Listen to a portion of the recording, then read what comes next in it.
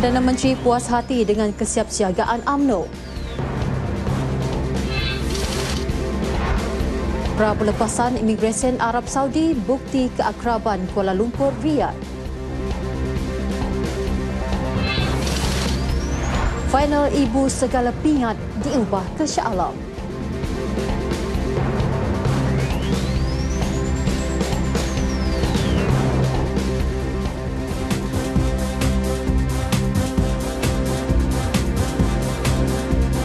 Salam hormat dan salam satu Malaysia. N5 bersama saya, Margaret Gambang. Dan pada hari ini, seperti biasa, N5 berlintas langsung ke Sarawak bersama Abang Muasili, Abang Abdul Samad, diikuti Sabah bersama Nur Hazimah Radik, dan kita juga akan ke Kedah bersama Siti Zaidah Osman dan diakhiri RTM Terengganu bersama Nur Razila Mat Saleh. Nantikan semuanya setia bersama N5. Presiden UMNO Datuk Seri Najib Tun Razak mengakui beliau berpuas hati dengan parti itu pada masa ini. Menurutnya, setelah menghadiri persidangan perwakilan di seluruh negara, semua ahli UMNO bersemangat dan bersedia menghadapi PRU 14. Jelasnya keadaan itu memperlihatkan parti UMNO lebih tersusun dan berdisiplin. Malah kesiapsiagaan parti keramat itu juga kini berada dalam keadaan baik dan percaya masih ada ruang yang boleh dipertingkatkan. Seperti seorang, kalau kita bersifat perfectionist maknanya. Perfectionist berarti bahawa kita tidak akan berpuas hati sehingga segala-galanya sempurna dengan sebaik-baiknya. Saya masih anggap ada ruang lagi. Ada ruang untuk kita terus tingkatkan lagi kesiapsiagaan kita. Datuk Seri Najib berkata demikian pada mesyuarat perwakilan UMNO bahagian pekan.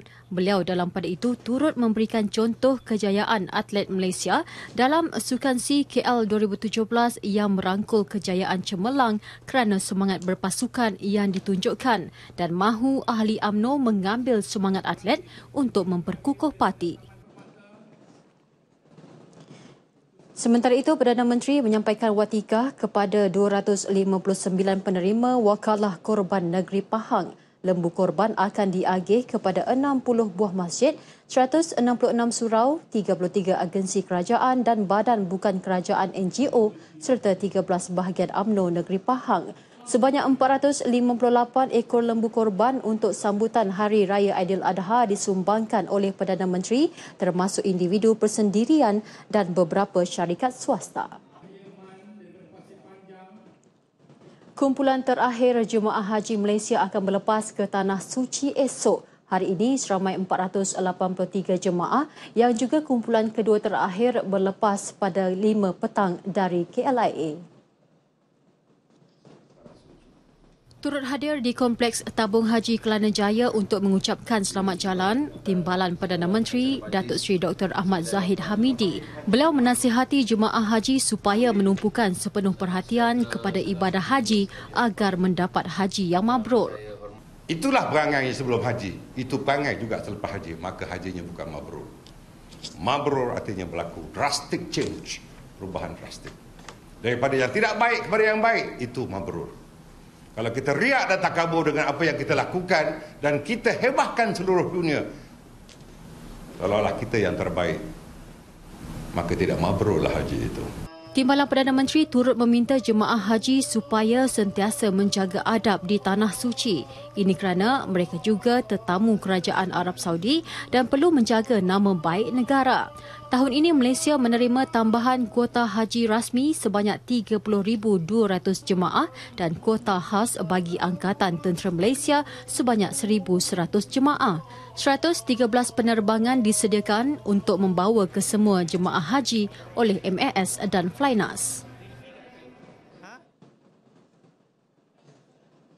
Sementara itu, Datuk Seri Dr. Ahmad Zahid Hamidi berkata pemilihan Malaysia sebagai negara pertama untuk menjalankan program pra-pelepasan imigresen Arab Saudi membuktikan keakraban hubungan Kuala Lumpur dan Riyadh. Program perintis itu membolehkan jemaah haji diberi pra-pelepasan di KLIA sebelum berlepas dan mereka tidak perlu menjalani proses pemeriksaan pasport dan kastam di lapangan terbang antarabangsa King Abdul Aziz di Jeddah. Bagaimana Al-Malik Salman bukan mahu mengenepikan negara lain, tetapi kenapa Malaysia diberikan keutamaan untuk tidak perlu ada clearance di immigration di Saudi. Duta telefon saya, mohon visa dengan segera kepada 20 orang pegawai-pegawai immigration di Saudi untuk berada di sini, di kompleks Sabung Haji ini, untuk job arrival. Tidak ada negara lain. Artinya apa? Artinya sayangnya Al-Malik Salman kepada rakyat dan kepimpinan di Malaysia ini. Program pra-pelepasan itu membabitkan 7 penerbangan akhir ke Jeddah. Terdahulu dalam majlis berasingan, Datuk Seri Dr. Ahmad Zahid Hamidi mengharapkan aktiviti sukan berbasikal terus dirakyatkan dalam masa sama dapat menggalakkan industri pemasangan basikal menerusi pemberian insentif khususnya dari segi cukai pada pembentangan bajet 2018 Oktober ini. Beliau yakin dengan pemberian insentif berkenaan, lebih ramai individu serta organisasi bakal menyertai sukan ini. Bahawa pemasangan basikal di syarikat-syarikat tempatan hendaklah memberikan galakan cukai yang tinggi. Dan saya fikir bagaimana sukan-sukan yang lain, sukan lumba basikal ini adalah sesuatu yang harus diberikan galakan oleh bukan hanya pihak kerajaan tetapi oleh pihak swasta dan individu. Dan mungkin ada di kalangan kita yang akan lebih berminat untuk menggunakan basikal import. Datuk Seri Dr. Ahmad Zahid berucap merasmikan Kejohanan Jelajah Malaysia 2017 edisi ke-53 dan Ride with Stars di Putrajaya. Insentif itu juga diperjelaskan sebagai galakan kepada para penaja dalam meningkatkan keuntungan yang dapat diguna untuk program tanggungjawab sosial korporat CSR. Beliau turut mengumumkan kerajaan akan memberi tambahan penajaan RM500,000 bagi kejohanan sama tahun depan. Kembali. Seorang bayi lelaki yang masih bertali pusat ditemukan dalam semak berhampiran kuartus Pejabat Hutan Muazzam Shah dekat Rompin, Pahang. Ketua Polis Daerah Rompin, DSP Azli Muhammad Nur, ketika mengesahkan mengenai penemuan bayi malang itu, turut berkata siasatan lanjut dibuat mengikut Seksyen 317 Kanun Keseksaan. Bayi berkenaan ditemukan masih hidup kira-kira pukul 11.40 malam tadi oleh seorang warga Pakistan yang kemudian memaklumkan kepada seorang peniaga yang melalui jalan berkenaan. Tanpa pakaian, bayi berkenaan diletakkan dalam beg plastik bersama uri yang telah busuk. Selepas menghubungi pegawai perubatan Hospital Muazzam Shah, bayi berkenaan dipercayai dilahirkan kurang 24 jam sebelum dibuang. Tiada kecederaan serius pada bayi berkenaan. Kini pemantauan rapi dibuat pihak hospital dan Jabatan Kebajikan Masyarakat juga telah dimaklumkan mengenai perkara ini.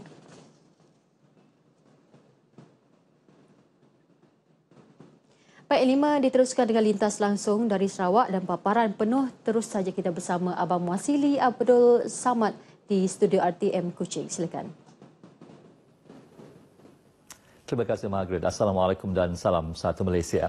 Sarawak akan terus menyokong pelbagai usaha untuk menyediakan kehidupan lebih baik kepada anak-anak yatim di negeri ini. Ketua Menteri Datuk Amara Abang Johari Tun Oping berkata, ini termasuk mencari dana-dana baharu untuk membantu golongan tersebut, terutama dalam bidang pendidikan. Jelasnya dana-dana yang disalurkan kepada Yayasan Sarawak itu akan membolehkan anak-anak yatim mendapat ilmu pengetahuan dan kemahiran untuk menjadi penyumbang kepada pembangunan negara. Tambahnya, anak-anak yatim yang berjaya mendapat tempat di universiti, pengajian mereka akan ditanggung oleh Yayasan Sarawak. Datuk Amar Abang Johari berkata demikian di Majlis Perasmian Tilawah Al-Quran dan Nasyid Peryatim Peringkat Kebangsaan kali ke-20 di Universiti Teknologi Mara, Kota Semarahan. Beliau turut melahirkan rasa kesyukuran kerana kesungguhan pemimpin negeri dalam membantu anak-anak yatim sehingga wujudnya Lembaga Kebajikan Anak-anak Yatim Sarawak Peryatim yang kini terdapat di Kuching, Bintulu, Miri dan Sibu. Dalam majlis itu, Ketua Menteri turut menerima sumbangan berjumlah RM200,000 daripada pihak swasta dan individu untuk peryatim Sarawak.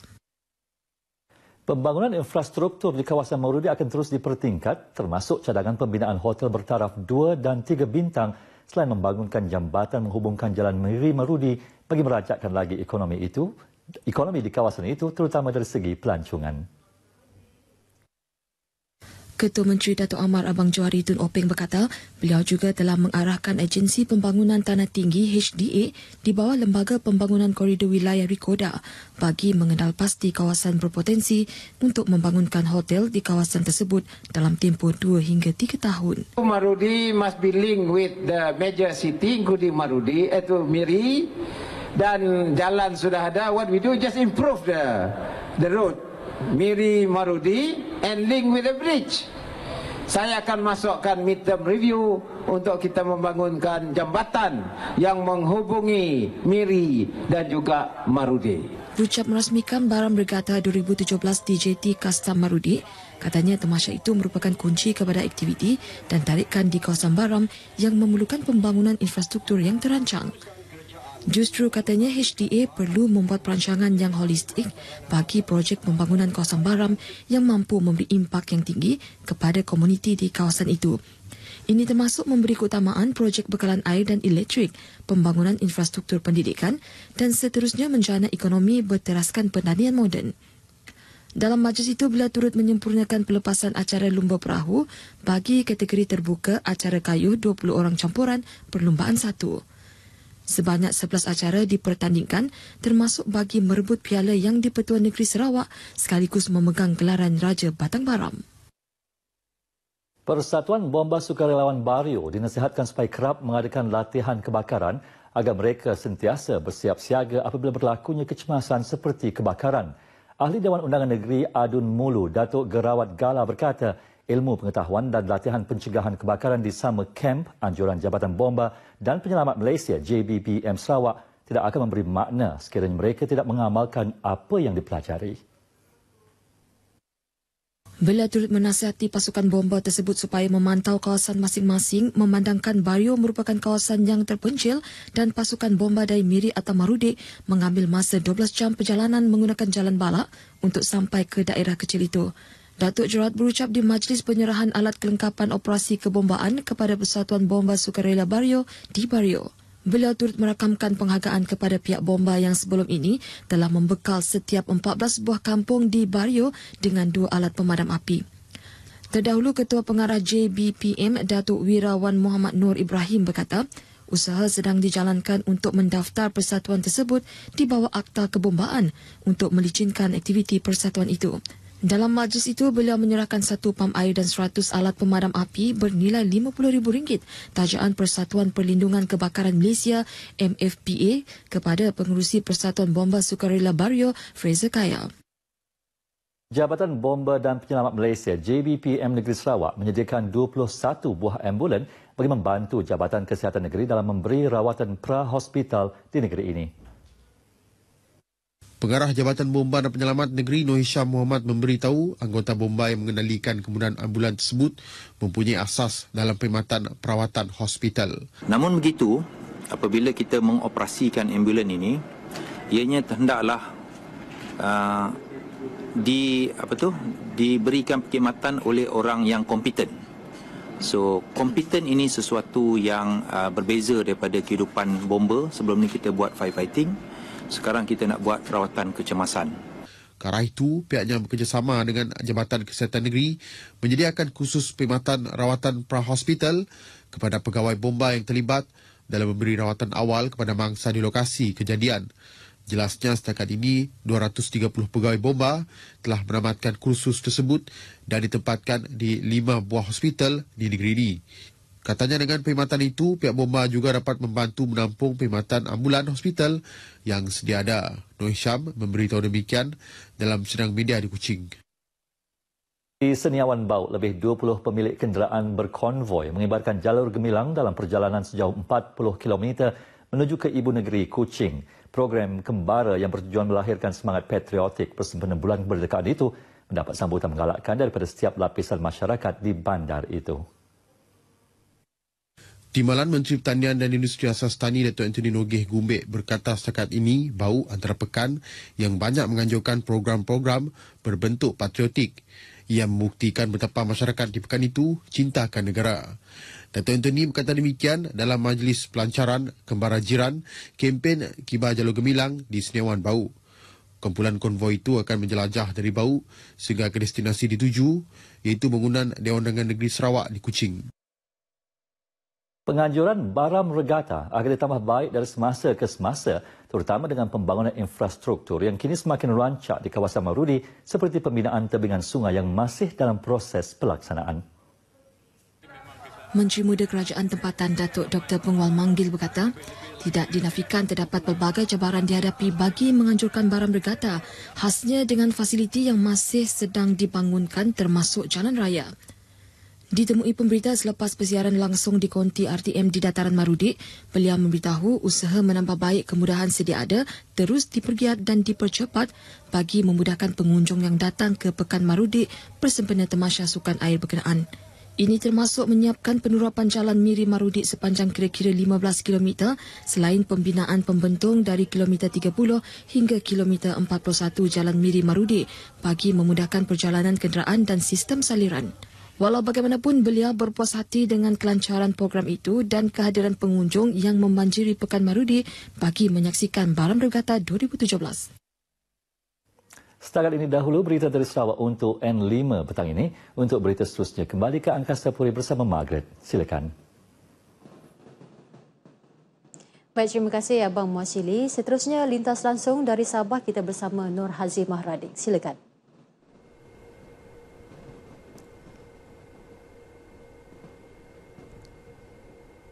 Terima kasih Margaret di Angkasa Puri. Assalamualaikum dan salam satu Malaysia. Kerajaan negeri sentiasa menghargai sumbangan gerakan koperasi dalam pembangunan ekonomi negeri selain memberi peluang kepada masyarakat untuk melibatkan diri dalam perniagaan. Ketua Menteri Sabah Datuk Seri Panglima Musa Haji Aman berkata, kerajaan negeri juga komited membantu kerajaan persekutuan dalam menyokong pembangunan koperasi melalui modal insan yang kompeten dan berkualiti. Menurut Datuk Musa, kejayaan sesebuah koperasi banyak bergantung pada perancangan strategik selain tadbir urus yang cekap untuk memastikan objektif penubuhan koperasi dapat dicapai, seterusnya menjamin sokongan berterusan semua ahli. Ini satu pengiktirafan kepada kita bahawa koperasi ini memang harus dibantu dan saya juga katakan tadi amat penting untuk kita apabila punya koperasi ini mengurus dengan bijak, dengan baik, dengan penuh keikhlasan dan ketelusan. Beliau berkata demikian selepas merasmikan Hari Koperasi Negara Peringkat Negeri Sabah 2017 di Padang Bandaran Tawau. Sementara itu, dalam ucapan Ketua Setiausaha Kementerian Perdagangan Dalam Negeri, Koperasi dan Kepenggunaan KPDNKK, Datuk Seri Jamil Saleh, Kementerian melalui Suruhanjaya Koperasi Malaysia komited untuk meningkatkan pencapaian koperasi termasuk memperkenalkan pelbagai insentif bagi menggalak koperasi mengembangkan perniagaan.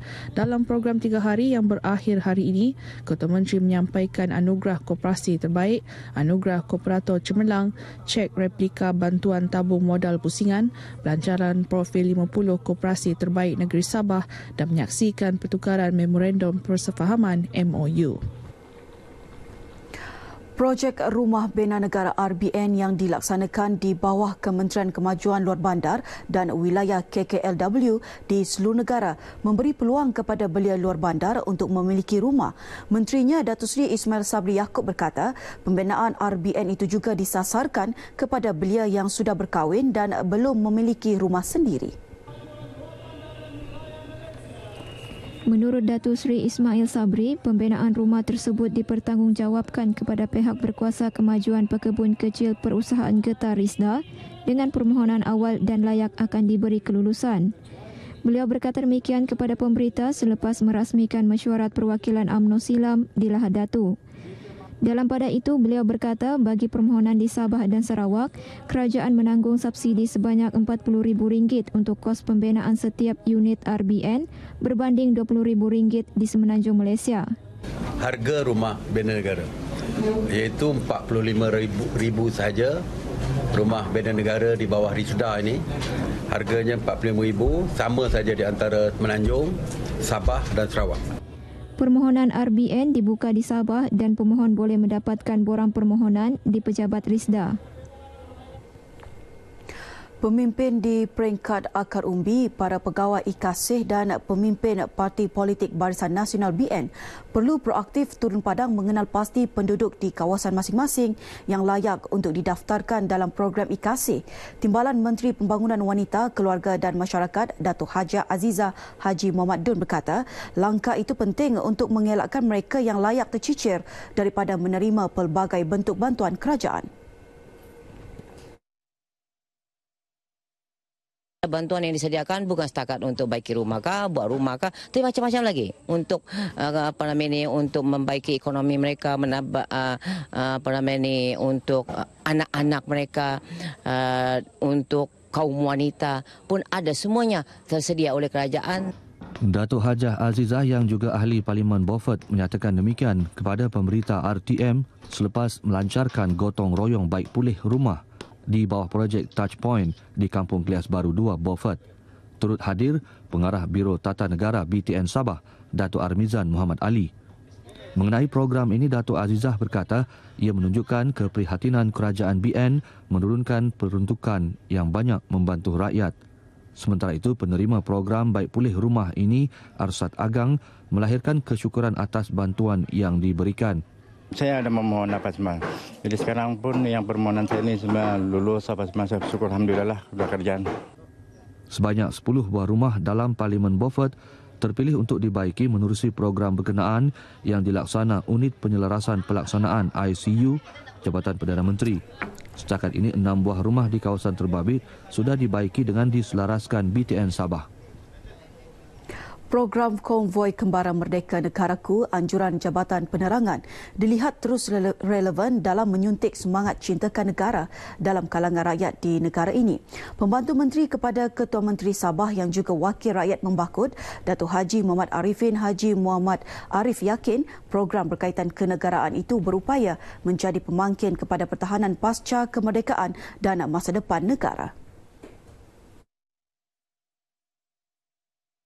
Dan saya yakin Jabatan Penerangan mempunyai banyak program, termasuk program-program yang di peringkat indoor, misalnya pertandingan pidato, berpantun dan sebagainya, perhimpunan bersama rakyat. Ini semua menjadi asas untuk kita bersatu, memperkasa hari kemerdekaan dan supaya rakyat menghayati nilai-nilai kemerdekaan ini yang akhirnya akan menjadikan kita negara yang kuat dan stabil. Beliau berkata demikian kepada pemberita selepas mewakili Menteri Luar Datuk Seri Panglima Haji Anifah Aman menyempurnakan pelepasan konvoi Kembara Merdeka Negaraku Jabatan Penerangan Negeri Sabah peringkat bahagian pedalaman bawah di Serambi Pekan Membakut.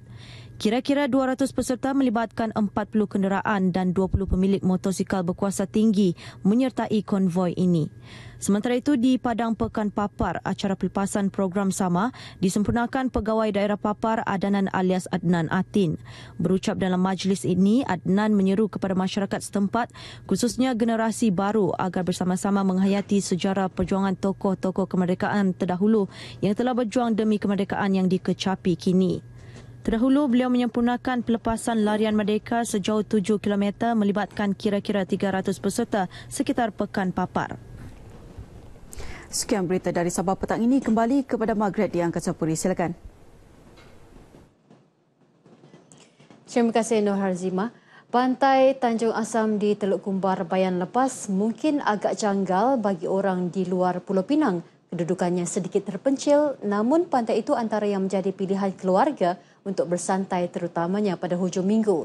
Segmen Negaraku bersama-sama Syamila Rastam meninjau potensi pantai tersebut.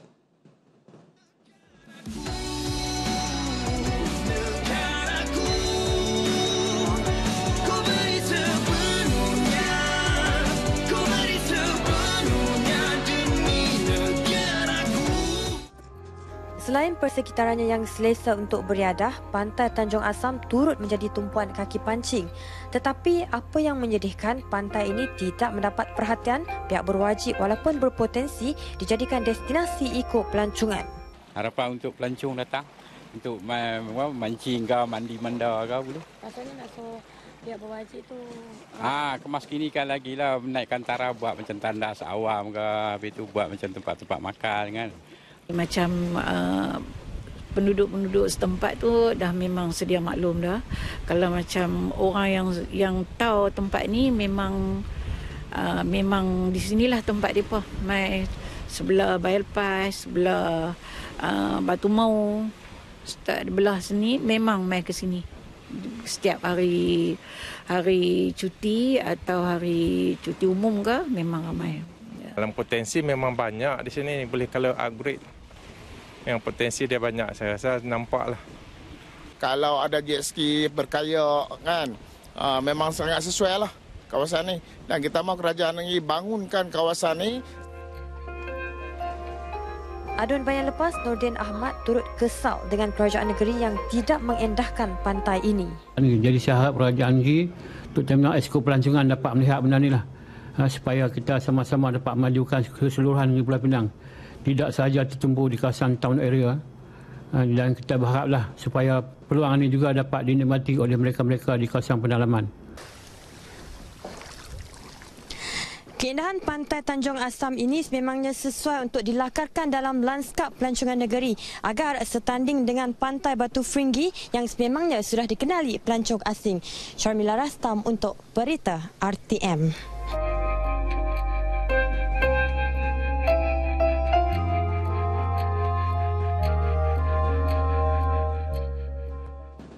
Sebuah akhbar pada 3 Jun 1976 pernah melaporkan bahawa beliau telah terbunuh sewaktu terlibat dalam satu operasi ketenteraan di Gubir, Kedah selepas terkena jerangkap samar. Namun hakikatnya Lieutenant Colonel Basri Omar masih lagi hidup dan sebenarnya hampir terbunuh ketika kejadian tersebut. Segmen Patriot hari ini membawakan kisah beliau sebagai seorang pejuang negara sehingga digelar sebagai pakar pemusnah bom.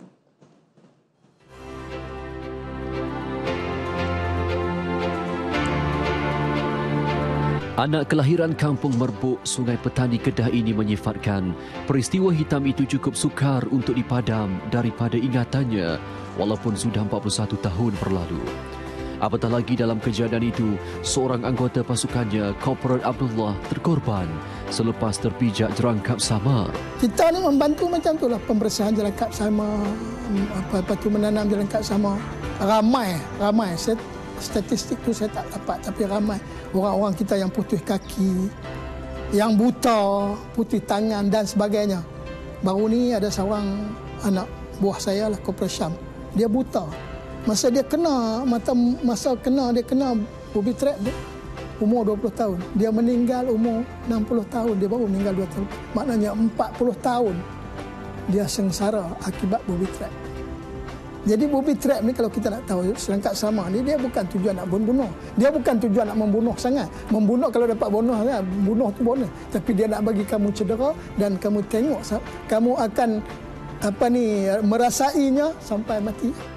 Ekoran kecekalan dan kecemerlangan yang ditunjukkan pada tanggal 2 Jun 1976 yang di-Pertuan Agong berkenan mengurniakan pingat gagah berani PGB kepada beliau. Beliau satu-satunya pegawai Regimen Askar Jurutera Diraja yang menerima PGB. Meskipun selepas lama bersara, beliau mengakui masih merindui suasana yang dilalui sepanjang operasi membantras komunis dahulu. Bagi beliau, sopangan patriotik generasi dulu dan kini mungkin berbeza, tetapi terasnya adalah sama, iaitu menjaga maruah Malaysia tercinta. Tawakal sungguh-sungguh pada Allah, buat kerja kuat-kuat, rajin sungguh buat kerja lillahi ta'ala. Ingat nasihat, hormati orang tua, hormati mak bapak, guru-guru, orang tua insya-Allah. Tapi kita nak marah kat budak-budak pun tak boleh. Kat anak-anak kita sebagai contoh, mak bapak ni jadi contoh pada anak-anak. Insya-Allah. Pengalaman, dedikasi dan keberanian yang ditunjukkan sememangnya melayakkan beliau digelar pakar pemusnah bom. Namun tetap rendah hati menganggap dirinya sebagai prajurit biasa. Saya Lieutenant Colonel Basri bin Haji Omar bersara mengucapkan selamat Hari Merdeka kepada semua seluruh rakyat Malaysia.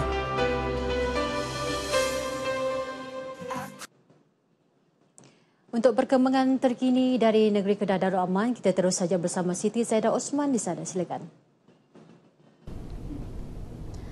Terima kasih rakan penyampai di Angkasa Puri.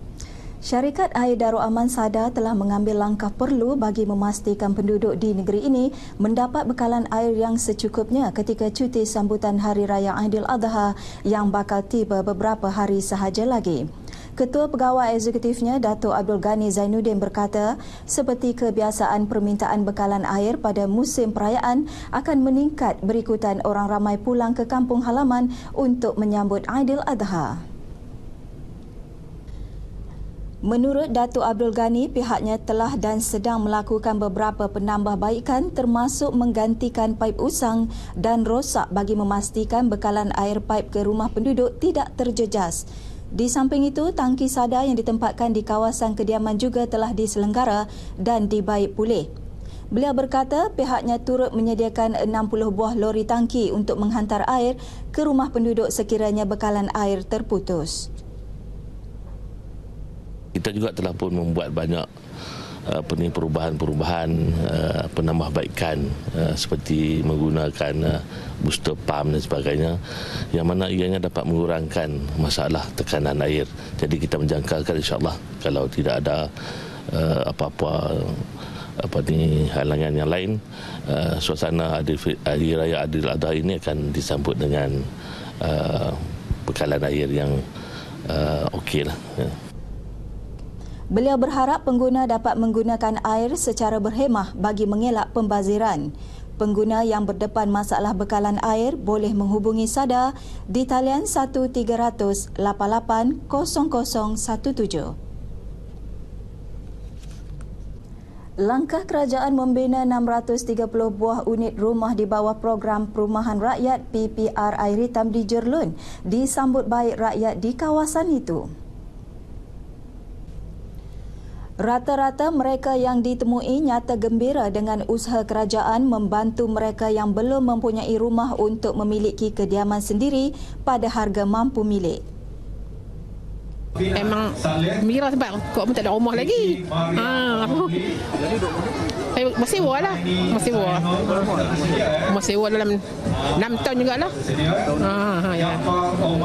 Asal tu dengar seronok lah, kata semangat. Minta tak dapat lah. Teruja rasa macam seronok sebab memang kita pun kerja pun low profile kan. So lepas tu kita nak macam satu rumah lah kan. Nak berikan diri dengan suami kan. Sebab kami kat kampung ni kebanyakan duduk beramai-ramai dengan mentua, menantu apa semua. So nak hidup pakai apa masing-masing lah. Terima kasihlah kepada kerajaan negeri dan kerajaan Malaysia kan. Saya mengalu-alukan lah kebaikan buat rumah ni dengan jual dengan harga yang murah, setengah harga pada tu kan. Tiap-tiap bulan selalu kalau orang bayar 700-800, ni baru RM100 ke atas saya kan sebulan kan. PPR Air Hitam dilancarkan oleh Menteri Besar Kedah Datuk Seri Ahmad Bashir Mat Hanifah baru-baru ini. Pembinaan rumah berkenaan merupakan projek pembangunan di bawah Kementerian Kesejahteraan Bandar, Perumahan dan Kerajaan Tempatan KPKT melibatkan kos sebanyak RM106 juta. PPR Air Hitam dibangunkan di atas tanah seluas 25 hektar oleh anak syarikat kumpulan Bina Darul Aman Berhad iaitu BDB Synergy. Ia menawarkan rumah teres tingkat dengan keluasan tanah 1,300 kaki persegi serta keluasan rumah 700 kaki persegi. Ia turut dilengkapi dengan kemudahan asas seperti taska, surau dan dewan serbaguna. PPR Air Hitam dijangka siap pada Disember 2019. Tinggal 4 hari sahaja lagi rakyat Malaysia akan menyambut Hari Kemerdekaan yang ke-60. Di Alor, kempen pemasangan jalur gemilang disambut baik semua lapisan masyarakat. Tinjauan di sekitar Bandaraya Alor mendapati jalur gemilang berkibar megah di segenap pelusuk bandaraya itu. bangunan-bangunan kerajaan, anak syarikat kerajaan negeri, GLC dan premis-premis perniagaan serta rumah penduduk telah dipasang dengan jalur gemilang. Sama ada jalur gemilang bersaiz besar ataupun kecil, apa yang penting rakyat Malaysia tanpa mengira perbezaan fahaman dan agama tetap berbangga meraihkan sambutan Hari Kemerdekaan kali ini. Semangatlah, semangat untuk Malaysia kita. Tak kira lah bangsa apa pun, kita mesti gunakan jalur gemilang lah. Di rumah ke, di kedai ke, kediaman tang mana pun. Kan sebagai seorang rakyat Malaysia kan kita mesti mau gembira lah sebab nak pasang jalur gemilang ni. So sebagai tanggungjawab jugalah sebagai seorang rakyat Malaysia. Perasaan kita sebangga kerana rakyat Malaysia duduk dengan aman damai, tak ada apa rusuhan, perangan. Diharapkan pemasangan jalur gemilang dapat menaikkan semangat dan memberi kesedaran kepada semua rakyat Malaysia untuk terus mempertahankan kedaulatan dan keamanan negara yang dikecapi selama ini. Laporan itu tadi mengakhiri bahan berita dari Negeri Jelapang Padi untuk petang ini. Dengan itu, Assalamualaikum, salam satu Malaysia. Kembali bersama rakan penyampai di Angkasa Puri, silakan. Terima kasih Siti Zaidah dari Kedah. Pembinaan Rumah Terengganu di China mengisi paparan berita dari Terengganu bersama penyampainya Norazila Matsani. Silakan. Terima kasih rakan penyampai di Angkasa Puri. Assalamualaikum dan salam satu Malaysia. Terengganu bakal membuka sebuah pavilion atau Rumah Terengganu di Wazicun, China tahun depan.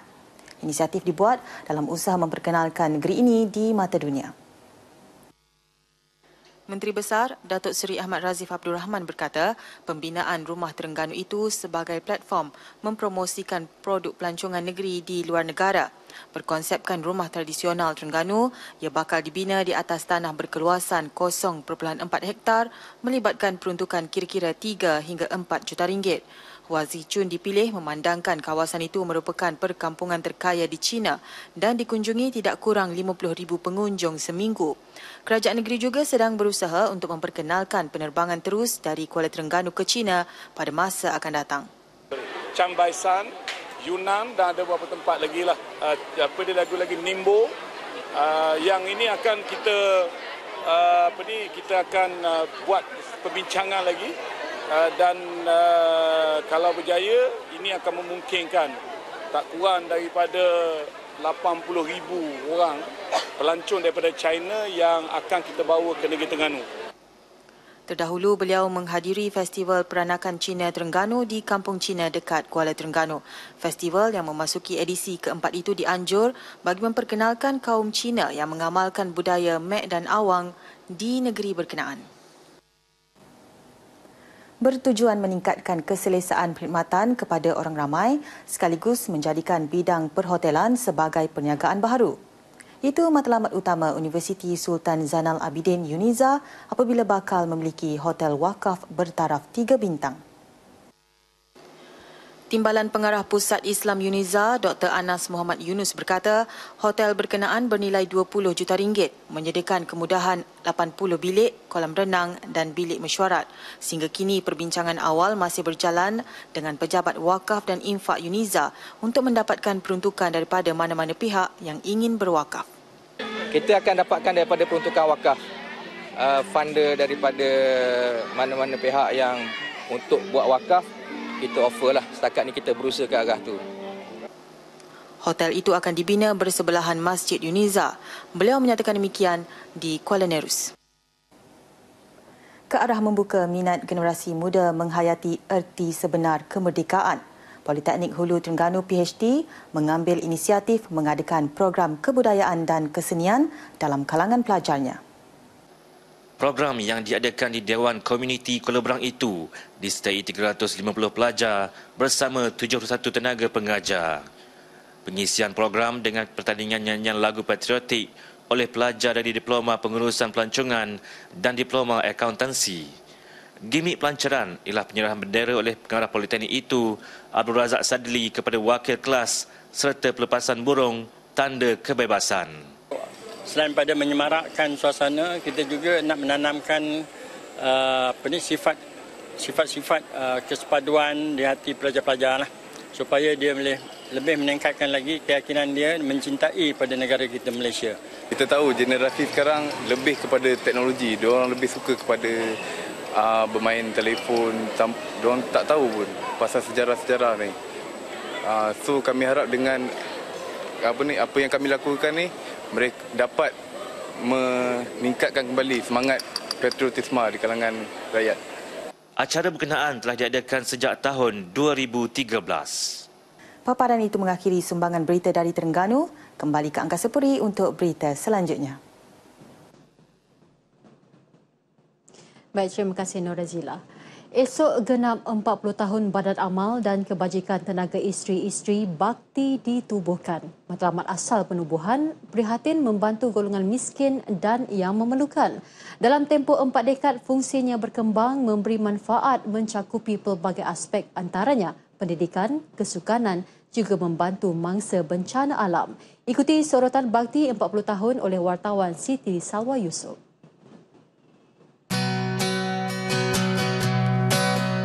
Pendidikan antara tumpuan utama Bakti dalam menyalurkan bantuan. Antaranya menerusi program tahunan derma siswa, 1.2 juta ringgit disalur kepada lebih 1,000 pelajar sekolah menengah terpilih bagi tahun 2016-2017. Macam lagi bersemangat untuk belajar, pembelajaran dia tu semakin meningkat. Saya harap sumbangan ini dapat diteruskan kepada anak saya dan kepada orang-orang yang memerlukan. Turut menjadi tumpuan Bakti membantu golongan orang kurang upaya menerusi program Semai Bakti. Projek pemulihan dalam komuniti PDK dijalankan bagi membantu anak-anak OKU mendapatkan rawatan melalui lebih 500 pusat pemulihan di seluruh negara. Dari segi PDK, banyaklah Alicia dapat pelajari daripada pengurusan diri, dan daripada pergaulan. Macam dekat rumah, dia bermain sendiri, tak pandai nak bergaul dengan kawan-kawan, tapi dekat sini, alhamdulillah lah, dia dapat bergaul dengan kawan dengan sempurna.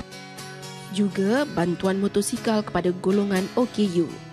Saya sangat berbangga pada Bakti kerana banyak membantu saya dalam segala urusan harian saya. Golongan ini juga diberi kemudahan mengakses pelbagai maklumat di bawah projek rangkaian maklumat Malaysia mengenai orang kurang upaya MIND melalui laman sesawang yang disediakan Bakti. Melalui laman ini juga, pelbagai persidangan, siri pendidikan, bengkel dan program pembinaan modal insan dijalankan. Ia memberi manfaat kepada lebih 2,000 golongan OKU. Keprihatinan Bakti juga ketara dalam mendidik generasi muda dalam bidang sukan menerusi program Tunas Juara yang dilaksanakan sejak tahun 2006. Dari bekas Tunas Juara dan sekarang saya berada di National Team. Program ini banyak mandu saya sebab dia training slow one by one. Terima kasih kepada Tunas Juara Bakti. Kalau tak ada Tunas Juara Bakti ini, saya takkan berada dekat tempat sekarang. Dan di Bakti Tunas Juara, saya dapat menunjukkan bakat saya untuk memasuki sekolah-sekolah Bukit Jalil. Terima kasih Tunas Juara Bakti. Lebih 500 kanak-kanak berusia antara 7 hingga 12 tahun daripada keluarga berpendapatan rendah diberi peluang mengasah bakat dalam bidang sukan badminton. Pun bentuk khidmat bakti tersebut telah pun berkembang mengikut kehendak dan keperluan semasa selaras dengan transformation program pihak kerajaan. Bagi sesebuah negara majmuk, aspek yang penting yang diberi perhatian adalah perpaduan. Dan Bakti juga sedar tentang aspek ini dan sentiasa memikirkan bagaimana kami boleh melaksanakan pelbagai aktiviti dalam memastikan keharmonian sejagat terjamin. Bakti terus mengembangkan fungsinya mengikut keperluan. 7 juta ringgit diperuntukkan setiap tahun untuk penyaluran bantuan. Tahun ini masuk tahun ke-40. Bakti dengan jogan katanya bersatu berjasa berbakti melaksanakan pelbagai program dan projek untuk pelbagai golongan dan lapisan masyarakat. Siti Salwa Yusof, RTN. Sasaran 111 pingat emas mampu diraih atlet negara pada Sukan SEA Kuala Lumpur 2017. Perdana Menteri Datuk Seri Najib Tun Razak menzahirkan keyakinan itu berdasarkan prestasi dan pencapaian atlet negara setakat ini. Saya percaya dalam keadaan ini, insya-Allah pasukan kita, pasukan kontingen Malaysia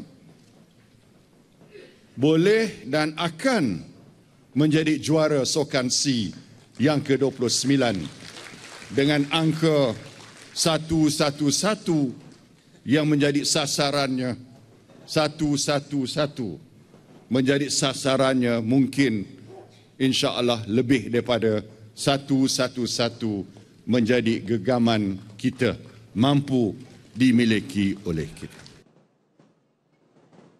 Setakat ini, Malaysia kekal di tangga teratas senarai pungutan pingat dalam kalangan negara-negara peserta.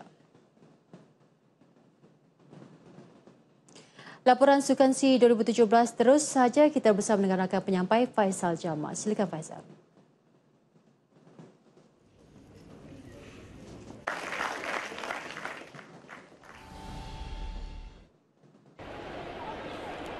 Terima kasih rakan penyampai di Angkasa Puri. Tiada kata yang mampu mengungkap kegembiraan Datuk Ong Kim Swee apabila anak buahnya merealisasikan impian untuk beraksi di final. Misi Malaysia kini tentunya mahu melakar emas.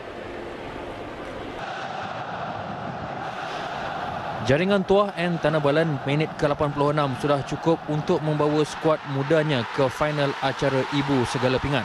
Satu kepuasan buat Datuk Ong Kim Swee yang mengharungi pengalaman kurang menggembirakan ketika mengemudi barisan pemain negara membawa cabaran acara bola sepak di Singapura 2 tahun lalu. Ketika itu, skuad Malaysia terkeluar seawal di peringkat kumpulan menduduki tempat ketiga kumpulan B dengan hanya 2 kemenangan, 2 kekalahan. Well, it's a final game. We are playing at our home. We shouldn't be afraid of them. And I think this time we are fully prepared against them, not as what we play against them in Bangkok. They might be happy with 3-0 result in Bangkok, but I'm telling them, come to this final, it's totally different. Bakal bertemu Thailand mengulangi pertemuan pada Tamasya Sukan SEA 2001 di Kuala Lumpur apabila skuad negara tewas 0-1. Dan inilah masanya buat generasi baru bola sepak negara untuk menidakkan penguasaan skuad Gajah Putih di Asia Tenggara. Makluman kepada semua peminat-peminat bola sepak yang ingin menyaksikan perlawanan akhir antara Malaysia dan Thailand. Mesyuarat penyelarasan yang dipengerusikan Ketua Setiausaha Kementerian Belia dan Sukan, Datuk Lokman Hakim Ali, pagi tadi mencapai keputusan perlawanan akhir 29 Ogos ini akan diadakan di Stadium Shah Alam. Menurut kenyataan yang dikeluarkan Persatuan Bola Sepak Malaysia FAM, sepak mula akan diadakan pada pukul 8.45 malam. Harga tiket juga telah ditetapkan iaitu RM21.20 termasuk GST. Sementara perlawanan penentuan pingat gangsa antara Indonesia dan Myanmar akan diadakan di Stadium Majlis Perbandaran Selayang MPS pada hari yang sama dengan sepak mula pada pukul 4.30 petang. Tiket-tiket boleh didapati secara dalam talian di laman rasmi Kuala Lumpur 2017 selain di Stadium Shah Alam yang akan ditetapkan nanti. Gimnas negara Ko Si Yan berjaya mempertahankan pingat emas yang dimenanginya di Singapura 2 tahun lalu apabila sekali lagi memungut mata tertinggi dalam acara individu keseluruhan menewaskan rakan senegara Amy Kwan. Persembahan lemah gemalainya berjaya memikat hati juri sekaligus mengumpul 63.15 mata untuk pingat emas. Daripada 4 disiplin yang dipersembahkannya, Si Yan jelas paling memukau barisan juri dalam disiplin gelung dengan 16.60 mata berbanding bola, belantan dan ribbon. My competitor is all my friends. We are one team, no matter who wins, this medal is for our country. I'm proud of it. Seorang lagi atlet negara Amy Kwan ketinggalan 3.05 mata untuk sekadar berpuas hati dengan pingat perak. Ini adalah tuaian emas kedua Koi Siu Yan selepas membantu negara menamatkan kemarau 10 tahun dalam acara berpasukan semalam. Dan untuk rekod 2 tahun lalu di Singapura, Siu Yan turut meraih emas acara ini berkongsi pingat bersama seorang lagi gimnas negara. Laporan Siti Aisyah Basli untuk Sukan TV1. Aksi secara taktikal oleh Muhammad Sofi Rusli pada acara single lelaki hari ini membuahkan hasil kilauan emas ke-6 buat Malaysia dalam acara bowling Padang sekaligus melepasi sasaran 4 pingat emas. Skuad bowling Padang negara menambah 1 lagi emas menerusi acara single lelaki hari ini selepas membenam Singapura dengan 21-6. Anak jati Kuala Lumpur berusia 30 tahun itu mendahului pada ends pertama sebelum jauh meninggalkan bersaing Lee Yuan Min sehingga ke ends penamat. Dari Velodrome Nasional di Nilai Negeri Sembilan pula, pelumba basikal negara Irwan di Lakasek menghadiahkan emas pertama dari acara trek yang membuka tirainya hari ini. Pelumba berusia 21 tahun berasal dari Kemaman, Terengganu itu bersaing sengit dengan pelumba Thailand terlebih dahulu mencecah garisan penamat untuk meraih pingat emas acara scratch. Manakala pingat perak dan gangsa milik pelumba Thailand Turakit Bonratana Tanakon dan Tanawut Sanikwati. Malaysia mensasarkan 11 emas daripada 13 yang dipertandingkan di Velodrome Nasional di Nilai Negeri Sembilan ini. Acara perahu layar yang berlangsung di Kompleks Perahu Layar Kebangsaan Langkawi menambah 2 lagi pingat emas, 1 perak dan 1 gangsa. Emas kategori internasional 470 lelaki dihadiahkan gantingan Muhammad Faizal Norizan dan Ahmad Syukri Abdul Aziz selepas mengumpul 17 mata penalti dalam 9 perlumbaan. Walaupun dalam cuaca yang tidak menentu dan keadaan angin yang tidak konsisten, ia tidak menjadi halangan kepada peserta negara untuk mempamerkan aksi terbaik.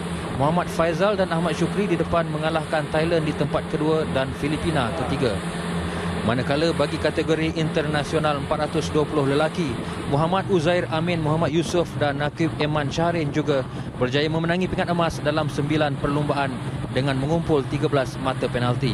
Ia sekaligus mengulangi kejayaan menjuarai kategori berkenaan 2 tahun lalu di Sukan SEA ke-28 Singapura. Mereka mengenepikan jauh cabaran Thailand dan Singapura yang mendapat perak dan gangsa. Selain tidak mahu melepaskan peluang menyaksikan acara-acara yang dipertandingkan pada Tamasya Sukan SEA 2017 ini, orang ramai juga pastinya mencari cenderahati kenang-kenangan. Kuala Lumpur Sport City di Bukit Jalil antara lokasi tumpuan peminat sukan. Ikuti laporannya bersama Firdaus Mokhtar. Bagi mereka yang mempunyai hobi mengumpul koleksi cenderahati atau yang mahu menghadiahkan kepada insan tersayang, pastinya tidak melepaskan peluang untuk mendapatkan pelbagai cenderahati edisi terhad Sukan SEA ke-29 Kuala Lumpur 2017 ini. Di Kuala Lumpur Sport City ini yang menjadi venue bagi acara olahraga, skuasi, badminton, akuatik, hoki dan memanah, orang yang hadir juga turut menyerbu ke gerai-gerai jualan. Baju tee, beg, topi dan jaket dengan buatan berkualiti dan corak menarik menjadi pilihan orang ramai untuk memilikinya.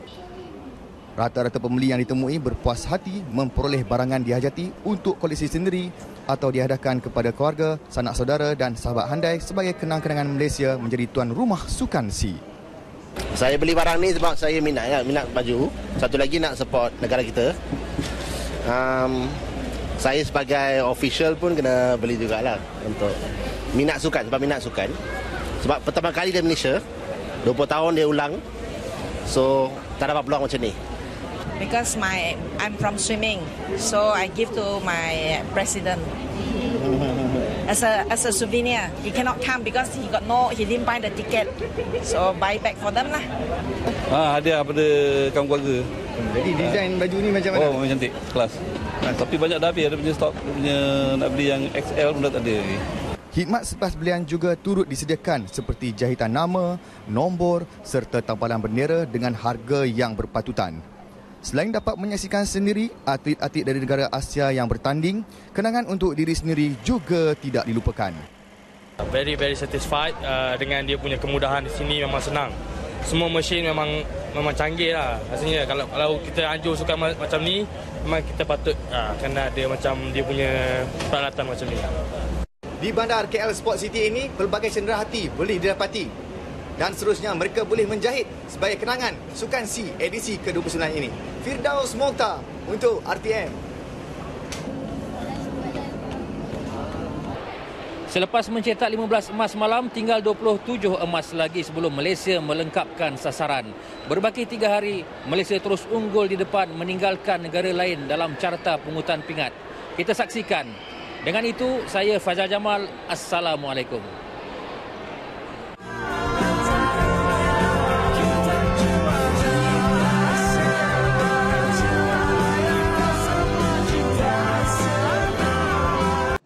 Baik, N5 berakhir di sini. Sebelum berpisah, saksikan visual kemeriahan hari pertama Raptai Sambutan Hari Kebangsaan 2017 yang diadakan selama 3 hari sehingga 29 Ogos ini di Dataran Merdeka. Saya Margaret Gambang, salam hormat dan selamat berhujung minggu.